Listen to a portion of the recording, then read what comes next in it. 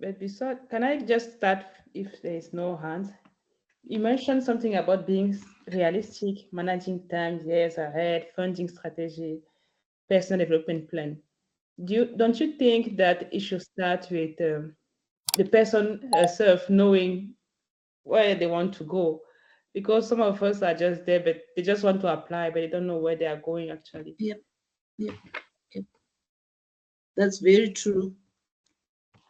You know, when I started applying for grants, the way I would do it, I would have a generic proposal, generic statement.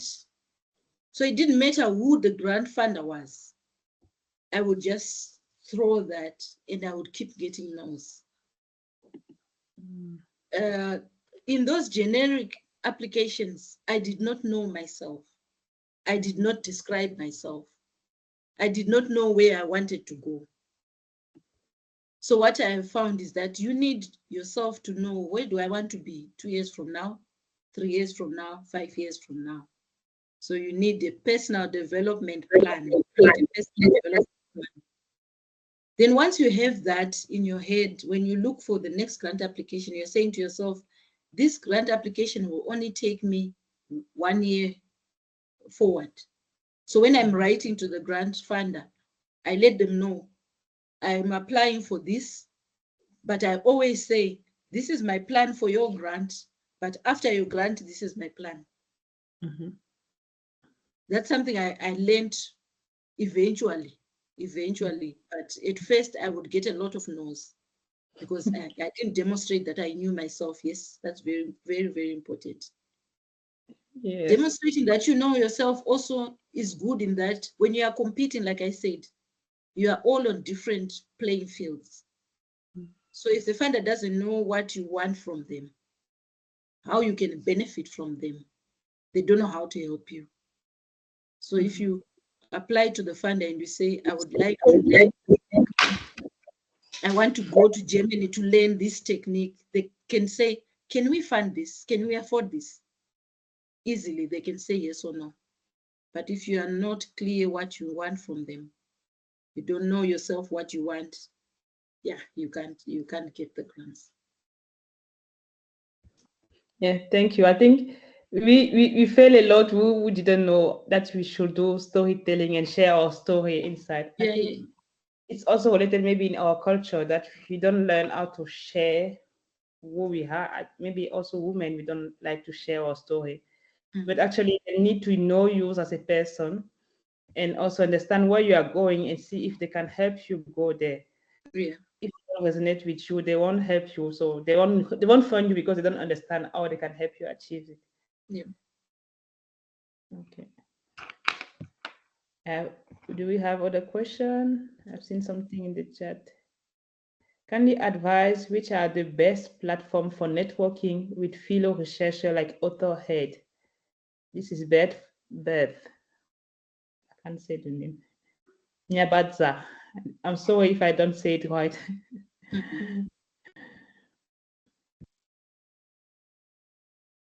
So he's asking about how to form networks, and I think he has mentioned a particular platform or the author aid. So this Mhm. will depend on which field you are from. If you are, say, from academia, there may be groups where academics gather. So I would start with LinkedIn to just look for people who are in my field and start writing to them. And that way you can form a network. If you know that author aid has got people from your field, you can, if it's possible to click on a person and find all their details, you can start from there. Someone mentioned when you're reading a paper and you see the people have been funded by a certain funder and you're interested in that funder, there will always be correspondence addresses or email addresses or phone numbers. You can just write to them. Some will respond. Some will not, but some will respond. Nyabaza says he's in the medical sciences field. I didn't share about some of the funders that I know from the medical sciences, but if you can go onto the website for NIH, the National Institutes of Health, they'll always show what are the current calls. You can go onto the Wellcome Trust website. They will show you what calls are there and what people they funded. Both these will show you what people they funded. They will even put email addresses. You can reach out to those people and ask whatever you need to ask. You can also reach out to people in this group. I think there may be opportunity to chat, I think. You can start there, or you can start by anybody that you know in this group. That way that's how you build the network. Sometimes they'll say, no, I'm not the best person, but I can refer you to, and they refer you to the next person. Okay, thank you, Dr. Danaï. Adding to that, I think we used to have ResearchGate also. That is like a platform for just researcher and look for detail. Yeah, like LinkedIn and ResearchGate here are good start. Other people also use Archive, but it's not. I think it's just give you the name of the person and then you have to go and find the person somewhere else to discuss with the person. LinkedIn do that well, and ResearchGate also is possible. We met on LinkedIn, by the way. Charlie. Two of us. So yeah, LinkedIn. Yeah, LinkedIn is very popular now for everything. So what do you think is the most important thing to focus on when trying to align a research proposal or research vision to what the funder are looking for? All right, the most important person, the most important thing that you need to do when you're aligning your research proposal to the funder is to understand what the researcher, what the funder is looking for. The first thing that you must do is understand totally what the grant call is looking for. Then secondly, see whether you fit in. I try not to apply to a grant if I do not have a passion for what they are looking for. So first I understand the funder, then I see whether where I want to go aligns with this funder. So I don't try to align, but I must align from the onset. If I don't align, then I don't apply. I'll be wasting my time because even my writing, even my passion won't come out. It won't show that I align here very perfectly. I see what you mean. So you already have your vision, you already know what you want to do, and then you look for the funder and you see if the funder has the same plan like you, and this kind of same vision, and then you apply so that you are Yes. sure that both are aligned. You don't do the Yeah. other way around, like the No, I funder don't is do the other way around. okay. I don't know if it's successful the other way around. I don't know. If anybody can share whether you can go to an area that you had not thought of, but because there is funding, you apply. I don't know how successful you can be. I used to do that, but myself it was difficult to. Is once I've been aligned with myself, I try to look for opportunities that fit with my vision, and I only apply to those. I don't apply to everything. Like it's getting me a lot of energy, and I don't do it anymore. But maybe some people have experience of applying, like you say, multiple feed and it's changing like this. I don't know how to do that myself. Well, at first it may be necessary for while you are finding yourself. Yeah. If you're an early researcher, early career, soon after PhD, say, you may think, maybe I want to stay in the same area that I was for my PhD. So you may start there, looking for small grants, travel fellowships, going to workshops, presenting. That's okay, because when you apply for the other new area, you can say that for my PhD, I did this. Soon after my PhD, I continued that work, but I want to move to something else now. And a funder will understand that. Yeah. Yeah, the funder will understand that. Okay. There is Kevin Makeche. He has a question, or she has a question. If we have a project that we want to submit to a call for grants, but do not have the necessary solid professional experience in terms of writing article, is it better to look for a person with the best skills to place as PI or of our proposal? Yes, I gave examples of some funders. Some funders will fund you if you are an African PI, as long you have a mentor who is experienced. So you can say, I want to do this project, but I don't have the necessary professional experience for this particular area. Then you can say, but this person will mentor me. Then you'll get the grant. You may also be required by that funder to say, we don't fund you unless you are a core applicant, mainly because maybe they don't fund researchers in Africa, but they will fund them if they are core applicants to a funder in the UK. So you can work with the funder, with a researcher in the UK, they become the main person, the main PI, and you become the core applicant. But like I said, be careful that as a core applicant, you still have oversight of the direction of the project. When it comes to the actual writing, if you are not sure about how you should actually write for a grant, I would suggest starting with a small grant. If you want to develop the skills for writing, which is different from the skills for the actual project. If you want to develop skills for the actual writing, I would start with a small grant that I apply for myself and get responses from the funder to say, you should have done this, you should have done that. Or sometimes you may even get the grant.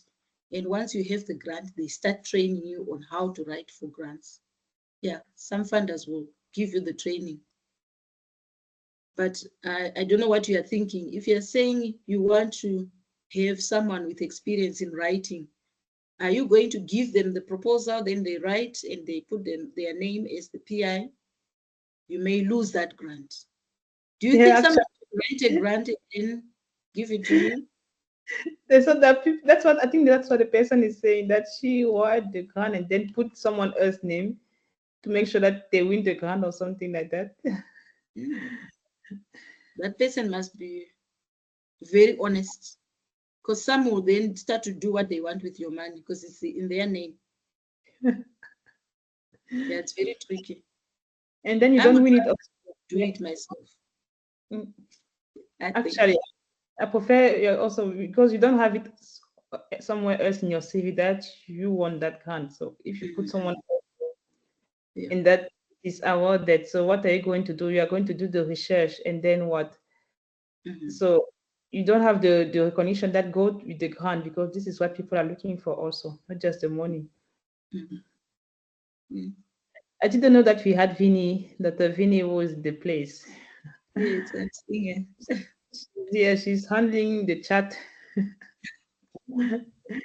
Someone asked, will one get funding just by pitching an idea, or you should be having some evidence of some project you have done? All right, I'll give you my experience with the RF grant that I got. With the RF grant that I got, I was going into a totally new area, into microbiome research. I had been doing pharmacology, pharmacogenomics work before that for my PhD. Then I did a course by the H3A Africa. And during that course, we were supposed to develop a small project proposal. And it was mainly a bioinformatics project proposal. So I come from a wet lab background. So obviously, before I go to the bioinformatics, I had to think of the data generation. So I came up with a project on microbiome because we'd been taught about that. Once I had the proposal, I thought this was more interesting than the pharmacology, which I'd already sort of exhausted in terms of my interest. I'd done that for my PhD. I'd written another paper after the PhD.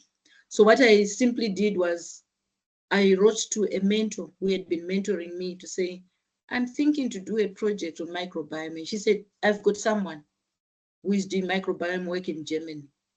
Then my PhD student and I started talking to that other lady in Germany.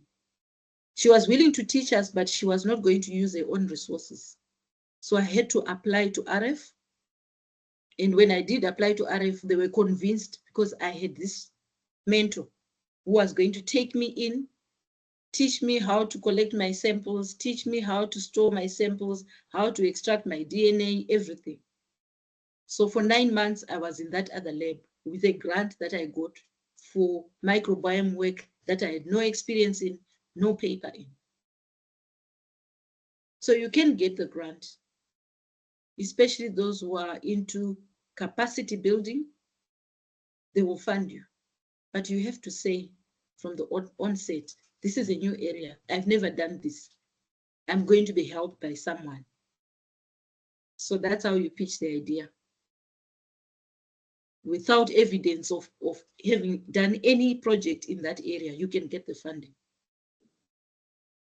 Thank you, Dr. Danaï. What are some common mistakes you see researchers making that could be easily avoided? Right. Not answering questions clearly or addressing what the funder wants to know. I hope that we have had the experience of funders who ask a lot of questions that we have to answer. So they may say things like, what is the focus of your research? This particular research that you are proposing. What is your long-term goal for your research career? So people just lose track of what was asked and they answer as, I don't know, they say something that the funder didn't ask. So the best way that I do it when I'm answering questions, I keep using the terms that they used in their question. That keeps me focused on answering the question. Not editing for use of language, not editing for clarity, not editing for consistency. So maybe you can do that by having someone else read your proposal. What are you trying to say? Even if the English is good, sometimes what you said at the top is different from what you are saying at the bottom. Your objectives are not matching what you said was the aim of your project or the title of your project. But because you are writing it, you may not see that. So have someone read. The last one, which is very simple, number of words. If they ask for 200 words and you write 201, you may lose the grant. If you write 50 words, you may also lose the grant, because 50 words, when they're asking for 200, it means you have not said everything they want. So I normally go 200 to the dot. I write, it can be long, but I trim and see what must I say, what is not necessary, what is repetition, until I get to the 200 words, 300 words, 500 words, whatever the words limit. Those are the simple three. Thank you. I'm laughing because the last one you mentioned about the number of count. If you write too much, you are out of the scope. If you want too low, you're also out of the scope. You have to be Yes. at least 80%. Yeah. And I'm saying that because at some point I've submitted an application, I think 2 or 3 months ago. It was about the capacity bridging plan. It was a big application. It was a more than 500,000 applicant of funding. Mhm. That one, I was writing the funding part with the research team in UK. And we saw the number of words. It was 650. We have never seen that much in terms of capacity building plan. Yeah. Even the person say, "Oh, you can feel that it's a lot, that they want to know every single thing." So Mhm. you should rather think about clearly all everything in the application is going to Yeah. appear in your capacity building plan and write it that you can. She told me you can understand it by the number of words. It's 650 words. That's a lot, Yeah. and that's a capacity building plan. So They wanted you to summarize everything you say in application by how this app align with the development of the researcher, the team member, everything. Yeah. And it was not easy. And then you know that you have to go over 300 and maybe 500 and 550. Yeah. Very I cool. didn't know.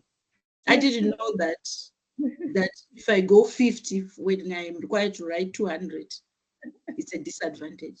I had to be told that by someone. Okay, you see, actually, if you watch just one or two phases of out of 600, you know that you don't understand what you are doing. Mhm. Actually, so that's something that is really, really clear that what you say. And when Yeah. you say keep it simple, Yeah. reading instruction, understanding the person's need. Yeah. Do people have question? We are just sharing now. The presentation is finished, so we are just sharing. I'm asking question because you are not asking your own question. So I just propose question like this.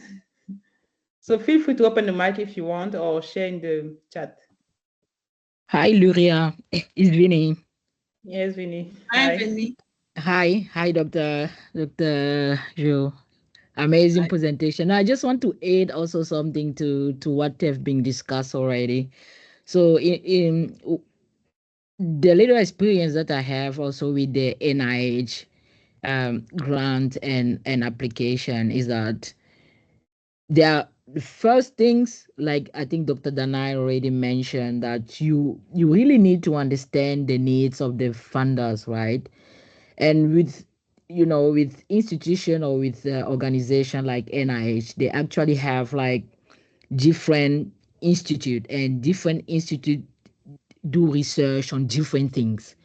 So if you are maybe like on HIV or microbiome on malaria, you really have to dip into the whole NIH institute and look for making sure that you actually understand the needs of the funder. So which one is working on what, and then you make sure that you get all the detail, because one of the things that people usually fail to get grant is that people really don't align what they want as per the funding needs. It's very, very important. That's why sometimes people actually fail to get grant, because every grant that you apply for, there's always that part whereby you have to understand what the funders are funding for, Yeah. right? And making sure that you writing as per their needs. I think 2 weeks ago when I gave my talk, I took the example of saying, if I was working maybe for it on HIV during my PhD, and then I heard the HIV Research Trust Scholarship, and then I found that, okay, this one, they are really, the funds on HIV. So on that already, I know that, okay, if I want to apply for HIV Research Trust, I know that the fund for HIV, my research is on HIV. So I have already a positive aspect, because I know the need of the funders, and I make sure that I align my application as per their needs. And then the second one maybe that I want to add also, we are very good at not keep it simple. I think one of the things that I'm also learning a lot from being at NIH, keep it simple. And the way I do that is that I always make sure that I present my work to a 8 years to 15 years old person, someone who's not even in science. You Mhm. just like, okay, because the person doesn't really need to understand the science, but he has to understand what you are saying, right? I don't know if I make sense. Yeah. Like, yes.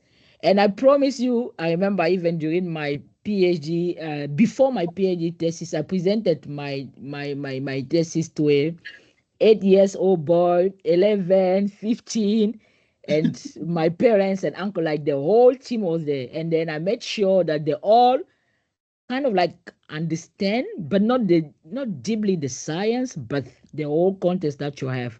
So always making sure that you keep it simple. And the last thing that I want to say is, like, for things like Welcome Trust, NIH, that's why there's always one page before you even start developing your grant. There's always that summary page. The Mhm. summary page whereby it's all about your title, Make sure that your title is crispy, your title is simple, the title is understandable, the title is and one of the things that people also sometimes don't take attention to is the title. Your title also have to be showing what you want to do really. So it's very important to make sure that your title is really clear, simple, and someone can read your title and actually have like a very good understanding of what you want to do. And then so that if you learn how to do like one page of your title, your M's, like 2 or 3 M's in one sentence. What do you want to do? What do you want to do? In one, I want to understand blah blah blah. I want to assess blah blah blah. And then those small objectives. So if you can keep it simple that way, it also help you to now go to maybe the whole detail of stuff. Thank you. I don't want to talk too much. Just wanted to add this one. Thank you, thank you. We could Really? listen all night. Yes, there's someone else, Dr. Sipilikelo. Mhm.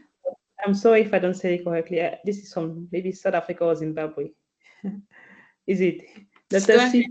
Sipilelo. It's Helen. Zimbabwe. It's Zimbabwe. Thank you. Thank you so much. It's Sipikelelo. Thank you so much. I'm sorry I got in late because of poor connectivity over the side, but I can say this is a very exciting presentation. I'm sorry I lost, and much of what I have to say is one a question, and then the other one is a plea to say, can we kindly have a recording of this presentation? I'm quite new in this area, and when I look at grants, how can I go around the problem of not having the experience? Because I don't have the experience, and normally they're looking at somebody who has run a similar grant or something.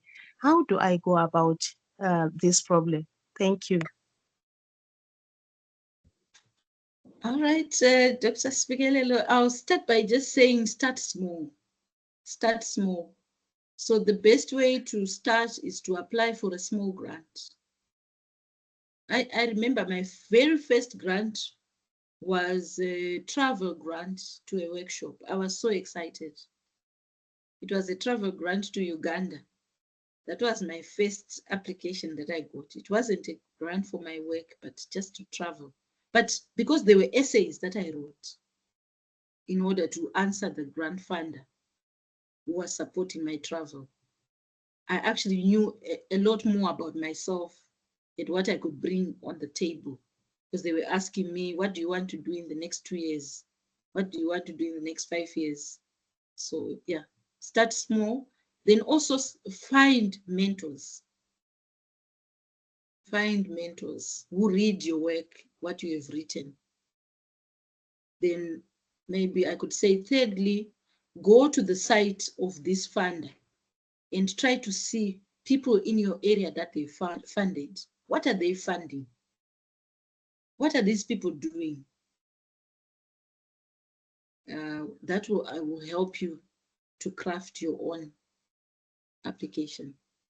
But yeah, we have to start somewhere, and small is usually best. And it also helps you to keep it simple. If it's a small grant, it becomes very simple to write.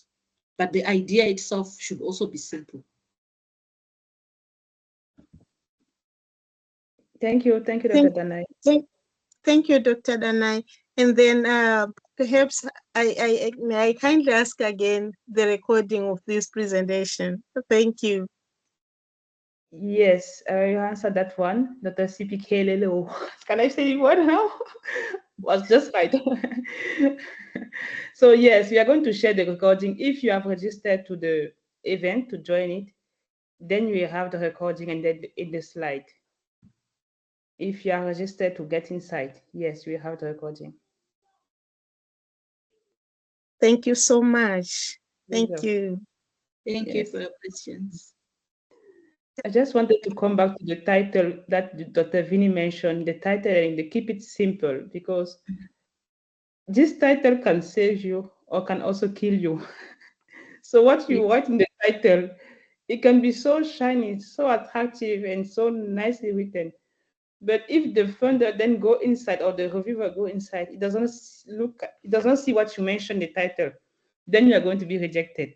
So if you mention something really, really important and then you don't see it, it's also something that is going to kill you. And to keep it simple, Vinny said so nicely that she has even the courage to share it to people of 8 years.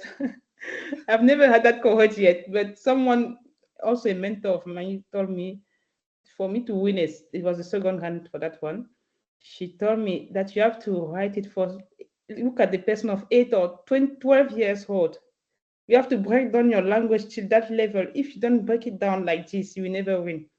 And the one I read there is too hard. Even for me, who is scientific, I don't understand it. So imagine someone who doesn't understand your microbiology and background and so. So you have to break down everything. That imagine that you are explaining it to an 8 years or 12 years kid. And once you do that once, normally you should be able to repeat it again and again and again. Because if you don't say it simply, that means you yourself you don't understand it. Yep. If you understand, you should be able to explain in simple terms. So that's all everything about what Vinny is saying. It's really important to make sure that you don't want to over emphasize or overestimate your application or showcase how talented you are. Like you mentioned, they don't want to know how talented you are in science. They want to know you and what you are planning to do, and how both align with them, their own vision, and how they can help you out also. And for Dr. Sipikele, you just have to start. Just start somewhere, anywhere. Start somewhere. When you start, you just find the momentum and find collaborators. We find a way to go. We started from somewhere. We wanted money to do our work, so we just start with no one teaching us. That's why we are now doing an event to help people not spend 5 years of rejection. I don't know how many times I rejected. So you have to spend like 5 years of rejection and again every day. Yeah. And someone come for me, I can tell you, and then we want to help you also progress faster than us and avoid the frustration. You will still fail, that's sure. Everyone is failing. And the funder yesterday I was listening to a webinar from a funding agency, NIHR UKAE, that you mentioned. They have a lot of million, but for the largest one, imagine they have 6 people in the world that are eligible. That is even for the most experienced researcher. For the younger one, there are 10 people offering. So you are going to fail. Whether you want it or not, you are going to fail. So that's life. And then you take it as a learning and then you continue, because next time you're actually taking the no and say next opportunity to look for your next, for your yes. And just one yes can change your life actually. Yeah. So, Thank you Dr. so CP, much. Thank you. Dr. CP, I want to add also something. I want to add something to what Dr. Danaï and Dr. Luria had said. So, because you are starting right, like Dr. Danaï mentioned, I clearly mentioned, you want to you also want to start also small, because like she already said, the addition of small grants are very important for you. Either it's like conference, travel grant, research grant, any type of small grant, you can start from there. But the other thing that I want to add is that for any application that we try to do, there's always what we call a prerequisite requirement, right? Sometimes, so the requirement depend on what type of grant you will start, Dr. CP. So there are some that we require you to have maybe even 20 publication or 10 publication or 5 publication in a specific area. So always make sure that you read those prerequisites. So if you want to apply for a grant, maybe that asks for 20 publication you don't have, obviously you know that you won't qualify for this, right? There are certain that we require you, like maybe you want to make sure that you have already applied for and you have already gotten a grant maybe in your life. If you have that, that's good, right? Because you have an experience. If you don't have, that means you don't apply for that one, right? But there are also some grants that can actually say we don't need those prerequisites.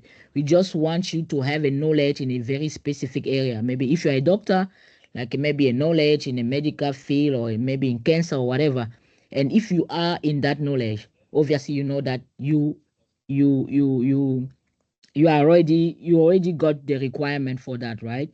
And then now what everyone has said, writing is a learning process. You always start. Just start. and making sure that you have people who can read your work, because at the beginning it's always difficult to do on your own. Anywhere, any step is always difficult. Making sure that you start writing, because you always start by starting. You write and then you make sure that others read. Some people that are close to you help you doing that, and you will definitely get there. It's a process, so no worry about that. Thanks. Thank you so much, Vinny. Thank you so much. Thank you. I think I'm encouraged now. Thank you. Thank you. Do we have any other question before we wrap up?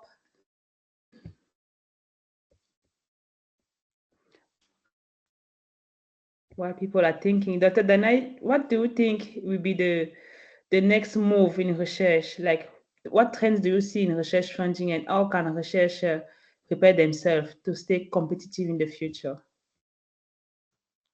Well, from a vantage point of someone who is in medical research, I could say I've seen a move towards multidisciplinary research. I've seen a move towards climate change and health. I've also seen a move towards inclusivity, gender sensitive research, gender sensitive policies in research institutions. Yeah, so I think if you can work around those areas, you may make headway when it comes to finding grants. I would also say maybe for some funders, they are interested in people who can push the envelope, going beyond what is already known. So they are interested in discovery, what they call discovery research, where maybe your results will not mean much today. Maybe they learned from the lady who did a lot of research on microRNA vaccines, messenger RNA vaccines rather, many years ago, and no one took it seriously. Now there are funders who say, we want to fund you for any research that is innovative, that is cutting edge, that pushes the envelope. We don't care whether the results are applicable, whether we can apply them immediately. So I think it opens the doors for almost all of us to do research.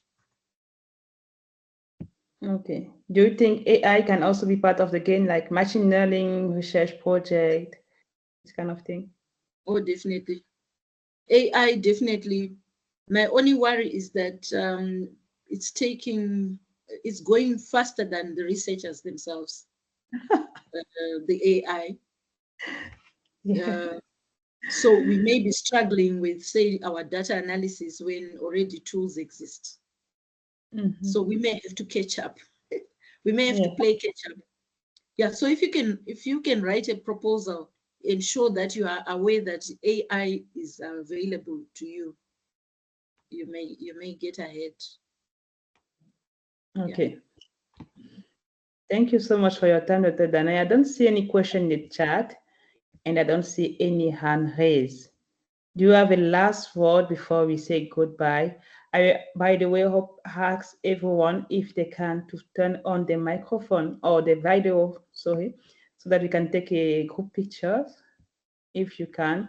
And Dr. Thank Danaï you is going. so much. A wonderful presentation. Okay. Thank Thanks. you. Thanks, Abadu. Dr. Danaï, do you have a final word while people are opening the camera? I can see Sue. My final word is that do it afraid. Do it afraid. Do it afraid. Yes. When we do whatever we do in research, when we apply for grants, we are actually second guessing ourselves to say, do I qualify? But just do it anyway. Okay. Do it afraid. I will You'll save be it. surprised. Wow, amazing. Do it afraid. Thank you so much, Dr. Danaï, for taking your time, for sharing your experience. Thank you to all those who joined. You are so amazing. This webinar is for you. We hope to empower you. We hope that you learn, that you get information and knowledge that will help you to become better researchers, because we want you to unleash your full potential and become great researchers so that we are all getting ahead in the world. Thank you so much again for your time. Thank you for listening to us. Thank you for Day to Day for Africa to come to us. And we will share the slide. Don't worry, we share them. And take care everywhere you are. Bye Thank bye. you. Bye-bye. Bye. Thank you. Bye. Thank Bye. you. Thank Thank you. you. And bye-bye. Bye. Thanks, everyone. Bye. Bye bye. Bye bye.